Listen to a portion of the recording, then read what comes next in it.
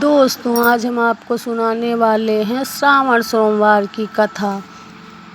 अमरपुर नगर में एक धनी व्यापारी रहता था। दूर दूर तक उसका व्यापार फैला हुआ था, किंतु वह बहुत दुखी रहता था क्योंकि उसकी कोई संतान न थी। वह भगवान शिव का अनन्य भक्त था और वह सोमवार का व्रत किया करता था। उसकी भक्ति को देखकर पार्वती जी ने भगवान शिव से कहा कि हे प्राणनाथ, इस व्यापारी की जो भी इच्छा है उसको पूर्ण कर दीजिए, क्योंकि यह आपका विधिवत पूजन करता है। भगवान शिव ने कहा कि इसकी मनोकामना नहीं पूर्ण हो सकती, क्योंकि हर व्यक्ति को अपने कर्मों का फल मिलता है और इसके भाग में पुत्र का योग नहीं है। मगर पार्वती जी नहीं मानी और शंकर जी को उसे वरदान देना पड़ा।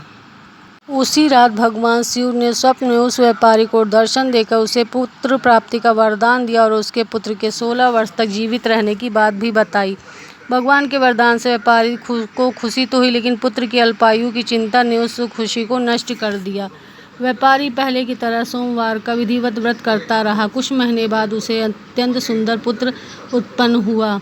व्यापारी को पुत्र जन्म की अधिक खुशी नहीं हुई, क्योंकि उसे पुत्र की अल्पायु के रहस्य का पता था। वह रहस्य घर में किसी को नहीं मालूम था। विद्वानों ने उस पुत्र का नाम अमर रखा। अमर जब 12 वर्ष का हुआ तो शिक्षा के लिए उसे वाराणसी भेजने का निश्चय हुआ। व्यापारी ने अमर के मामा को बुलाया और कहा कि इसको शिक्षा के लिए वाराणसी छोड़ आओ और रास्ते में जहाँ भी आपको विश्राम करें वहाँ पर यज्ञ करते रहें और ब्राह्मणों को भोजन कराते रहें। लंबी की यात्रा के बाद अमर और उसके मामा एक नगर में पहुंचे। उस नगर के राजा के कन्या के विवाह की तैयारी हो रही थी। बारात आ गई, लेकिन वर का पिता अपने बेटे की एक आंख से काने होने के कारण बहुत चिंतित था। उसे इस बात का भय सता रहा था कि राजा को इस बात का पता चला तो कहीं वह विवाह से इनकार न कर दे। वर के पिता ने अमर को देखा तो उनके मस्तिष्क में ये विचार आया। उन्होंने सोचा, क्यों ना इस लड़के को दूल्हा बनाकर राजकुमारी से विवाह करा दूं। विवाह के बाद उसको धन देकर विदा कर दूंगा और राजकुमारी को अपने नगर ले जाऊंगा। अमर जब लौट रहा था तो वह सच नहीं छिपा सका। उसने राजकुमारी की ओढ़नी पर लिख दिया कि राजकुमारी चंद्रिका, तुम्हारा विवाह तो मेरे साथ हुआ था। मैं तो वाराणसी में शिक्षा प्राप्त करने जा रहा हूँ। अब तुम्हें जिस नवयुवक की पत्नी बनना पड़ेगा वह कान्हा है। जब राजकुमारी ने अपनी ओढ़नी पर लिखा हुआ पढ़ा तो उसे काने लड़के के साथ जाने से इनकार कर दिया। राजा ने सब बातें जानकर राजकुमारी को महल में रख लिया। उधर अमर अपने मामा के साथ वाराणसी पहुंच गया। अमर ने गुरुकुल में पढ़ना शुरू कर दिया। जब अमर की आयु 16 वर्ष की हुई तो उसने एक यज्ञ किया। यज्ञ की समाप्ति में ब्राह्मणों को भोजन कराया, खूब अन्य वस्त्र दान दिए। रात को अमर अपने शयन कक्ष में सो गया। शिव के वरदान के अनुसार शयनावस्था में ही अमर के प्राण पंखेरु उड़ गए। सूर्योदय पर भगवान अमर के मामा ने उसको मृत देखकर रोने पीटने लगा। आसपास के लोग भी एकत्र हो दुख प्रकट करने लगे।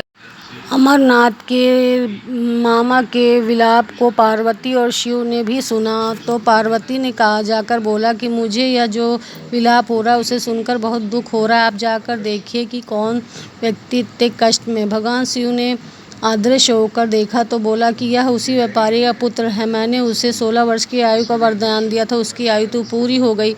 पार्वती ने फिर भगवान शिव से निवेदन किया कि हे प्राणनाथ, आप उस लड़के को जीवित करें, नहीं तो उसके माता पिता पुत्र की मृत्यु के कारण रो रो कर अपने प्राणों का त्याग कर देंगे। इस लड़के का पिता तो आपका परम भक्त है, वर्षों सोमवार का व्रत करते हुए आपको भोग लगा रहा। पार्वती के आग्रह करने पर भगवान शिव ने उस लड़के को जीवित होने का वरदान दिया और कुछ ही पल में वह जीवित होकर बैठ गया।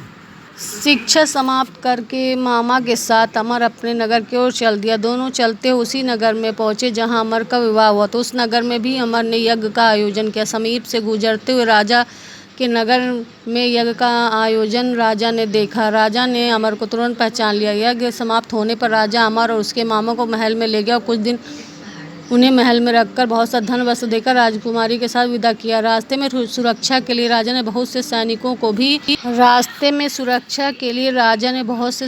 को भी साथ भेजा था। मामा और अमर नगर में पहुंचते ही एक दूत को घर भेजकर अपने आगमन की सूचना भेजी। अपने बेटे अमर के जीवित वापस लौटने की सूचना से व्यापारी बहुत प्रसन्न हुआ। व्यापारी ने अपनी पत्नी के साथ स्वयं को एक कमरे में बंद कर रखा था। भूखे प्यासे रहकर व्यापारी और उसकी पत्नी बेटी की प्रतीक्षा करे तो उन्होंने प्रतिज्ञा कर रखी थी कि यदि उन्हें अपने बेटे की मृत्यु का समाचार मिला तो दोनों अपने प्राण त्याग देंगे। व्यापारी अपनी पत्नी और मित्रों के साथ नगर के द्वार पर पहुंचा और अपने अपने पुत्र के विवाह का समाचार सुनकर पुत्रवधू राजकुमारी चंद्रिका को देखकर उसकी खुशी का ठिकाना न रहा। उसी रात भगवान शिव ने व्यापारी के स्वप्न में आकर कहा, हे श्रेष्ठी, मैंने तेरे सोमवार के व्रत करने की और व्रत कथा सुनने से प्रसन्न होकर तेरे पुत्र को लंबी आयु प्रदान की है। व्यापारी बहुत प्रसन्न हुआ। सोमवार का व्रत करने से व्यापारी के घर में खुशियाँ लौट आईं। शास्त्रों में लिखा है कि जो स्त्री पुरुष सोमवार का विधिवत व्रत करते हैं और व्रत कथा सुनते हैं, उनकी सभी इच्छाएं पूरी होती हैं। जय शिव शंकर।